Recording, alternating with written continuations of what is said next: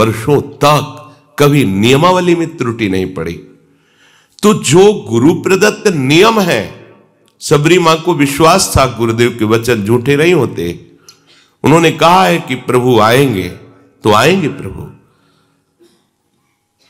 वर्ष 2 वर्ष 4 वर्ष 10 वर्ष नहीं, बहुत लंबे समय तक उनको अविश्वास नहीं हुआ। गुरुदेव ने कहा है प्रभु आएंगे। गुरुदेव ने जो हमें नियम दिया है, या हमने गुरुदेव के लिए जो नियम धारण किया है, वो ऐसे फिसड्डी नियम नहीं होने चाहिए। वर्षा हुई तो हम गायब, सर्दी हुई तो गायब, अनुकूल समय है तो हम आकर के हाजिरी बजा रहे। नहीं, हमारी यही साधना है, जो नियम है उसमें हम, यदि हमारे में चैतन्यता है, चलने की सामर्थ्य है, तो हम उपस्थित होंगे निश्चित। जब हम चल ही नहीं सकते तो बात अलग की। तो नियम से ही प्रेम पैदा होता है। भजन में जब तक नियम नहीं होता तब तक भजन में आसक्ति नहीं होती। लोग प्रश्न करते रहते हैं कि हमारे भजन में मन नहीं लगता। आप नियम से भजन करें, दिनचर्या आपकी टाइम से होनी चाहिए। जिस टाइम जो दिनचर्या उसी में, आप देखो उसमें आसक्ति हो जाएगी। और आसक्ति हो जाना ही भागवतिक दिनचर्या में भाव का प्रादुर्भाव करना है। भाव जागृत हो जाते हैं, विक्षेप आदि विघ्न स्वतः नष्ट हो जाते हैं। उपासक जब नियम से ऐसे चलता है और भगवत लीला गुणगान या कीर्तन करता है, तो उसके अंदर ये भाव प्रकट होने लगते हैं। कभी उसका शरीर कंपायमान होने लगता है, कभी अश्रुधारा बहने लगती है, कभी रोम रोम पुलकित हो जाते हैं, कभी स्तंभ हो जाता है, शांत एकदम समाधिस्थ की तरह मानो कोई मूर्ति हो। कभी श्वेत पसीना, कभी स्वरभंग लड़खड़ाने लगता है, राग बिगड़ जाता है, आवाज शुद्ध नहीं निकल पाती, गदगद कंठ, नयन बह नीरा, वैवर्ण शरीर का रंग बदलने लगता है। भाव और बढ़ा तो प्रलय, मूर्छा भी आने लगती है। ये अष्ट सात्विक भाव उसके हृदय में प्रकट होने लगते हैं, जो गुरु प्रदत्त उपासना को, दिनचर्या को नियम पूर्वक करता है। जब भाव प्रकट होने लगता है तो फिर अभिमान की गुंजाइश नहीं रह जाती। ये भाव अभिमान को चूर कर देता है और वो दैन्य भाव से सदैव स्थित रहता है। निराभिमानता जैसे जैसे बढ़ेगी वैसे वैसे आराध्य देव की समीपता का अनुभव होगा। यही दरबार दीन को आदर रीति सदा चली आई।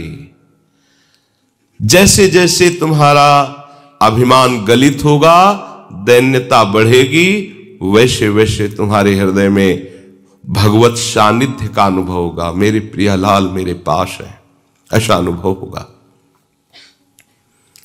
जैसे जैसे ये अनुभव होगा वैसे वैसे देह के संबंधी रिश्ते नाते, जाति, कुल, मर्यादा, जगत का, ये सब विस्मरण हो जाएगा।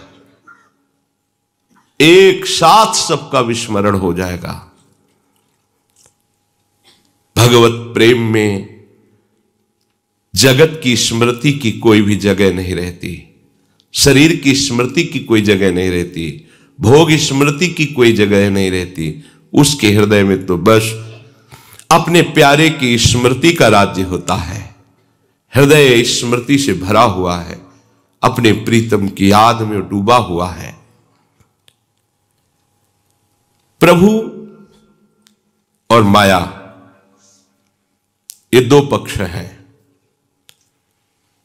प्रभु में हमें यदि डूबना है तो संपूर्णतया माया का चिंतन त्यागना ही होगा, अनन्य चेताह बनना होगा, अनन्य चिंतन लाना होगा। अन्य चिंतन आने ही ना पावे। राग के कारण ही अन्य चिंतन हमारे हृदय में होता है।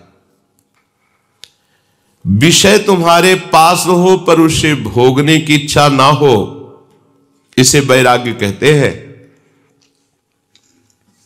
सब सामग्री, सब भोग आपके पास है, पर भोगने की इच्छा नहीं, क्योंकि इच्छा तो प्रियालाल के चरणों में समर्पित हो चुकी है। जो चाहिए वो उसे प्राप्त हो रहा है। उनका स्मरण, उनका रूप, उनकी लीला, या प्राप्त करने की प्रबल इच्छा है। प्रबल इच्छा में ही ब्रह्मादिक के भोग सब विषम लागत ताई। प्रबल इच्छा में ही, और कहीं ये इच्छा मूर्तिमान स्वरूप धारण कर लिए है, अर्थात नाम चैतन्य घन होकर विराजमान है। अब लिखना नहीं पड़ रहा, नाम नाम विराजमान, रूप की झांकी हो रही, लीला रसास्वादन में डूब रहा है। अब उसे कौन सा विषय आकर्षित कर सकता है? पर इस रस तक पहुंचने के लिए हमारे अंदर जो विषयों के प्रति प्रियता है उसे विचार के द्वारा नष्ट करना होगा। नहीं है सुख इनमें, चाहे जितना आप भोग लीजिए, नहीं है। एक दिन रुकना ही पड़ेगा आपको। आज ही रुक जाइए, समय बर्बाद मत कीजिए। अपने चित्त को चिंतन में तल्लीन कीजिए, प्रियालाल के भोगों के चिंतन में नहीं। भगवत प्रेम के लिए वैराग्य अत्यंत आवश्यक है। वैराग्य सही माने में प्रेम में ही होता है। पहले स्थूल वैराग्य, प्रकट में वैराग्य, पर सूक्ष्म में महत्व बुद्धि बनी हुई है भोगों में। पर जब प्रभु का प्रेम प्रकट होता है तो वो भी नष्ट हो जाती है। अब चराचर जगत में अपने प्रीतम के सिवा और कोई इच्छा नहीं रह गई। अपने प्रीतम से बढ़कर कुछ अच्छा नहीं लग रहा। अब ये सच्चा वैराग्य है। इसके लिए कभी किसी से दो ये शब्द मत कहना। ये महापुरुषों के वचन है। दो ये कहना मृत्यु के समान है उपासक का। आचार्यों ने आज्ञा की है कि भिक्षान्नम औषधम, प्राणों का पोषण। अगर वैरागी हो, विरक्त मार्ग के पथिक हो तो भिक्षान्न से करो। अगर कभी भी कहीं भी कोई भूखा प्यासा नजर आ रहा है तो आप अपना भोजन दे दीजिए, फिर आप देखिए आपको कैसा सुख मिलता है। सर्दी में कोई कांप रहा है, आप अपना वस्त्र दे दीजिए। कोई बीमार है तो आप अपनी सुविधा छोड़कर उसमें पैसा लगा दीजिए, उसको औषधि दिलाइए, ये कीजिए। लेकिन कोई ये कह रहा है कि मुझे इतने रुपए दीजिए नहीं तुम्हारा मंगल हो जाएगा, तो 5 पैसे भी मत दीजिए, बिल्कुल मत दीजिए। कुछ नहीं बिगाड़ सकता, वो केवल वाणी से बोल रहा है, उसमें सामर्थ्य नहीं है। सामर्थ्यवान ऐसे नहीं करते। भुगते देहि न जाचहि, ये वाणी जी कह रहे। केतिक आयु केतिक जीवन, काहे विनाशक काज हटकत। कितना जीवन रह गया है उसके लिए तुम मांग रहे हो। कितना जीवन रह गया है उसके लिए तुम मांग रहे हो। ये बिल्कुल ठीक नहीं। अगर सच्चे मार्ग के पथिक हो तो दो ये कहना शब्द नहीं बनता। भरण पोषण भगवान के द्वारा होता है। पूरा जीवन आप देख लो, जैसा आप स्वभाव बना लोगे, जैसा नियम रखोगे, वैसे ही निर्वाह होने लगता है। ये मांगना बिल्कुल ठीक नहीं है। मर जाना अच्छा है, किंतु किसी के आगे हाथ पसारना अच्छा नहीं।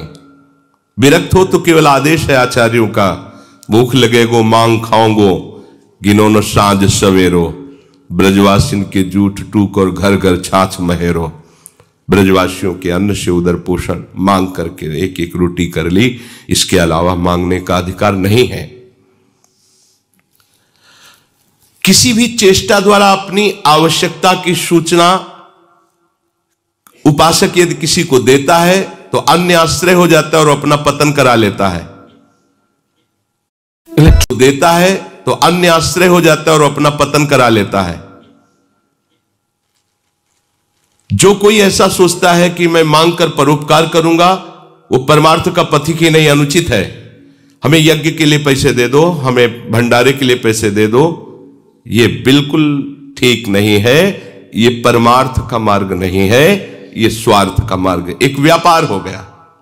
महापुरुषों के वचन है। परोपकार के लिए मांगना भी अनुचित है।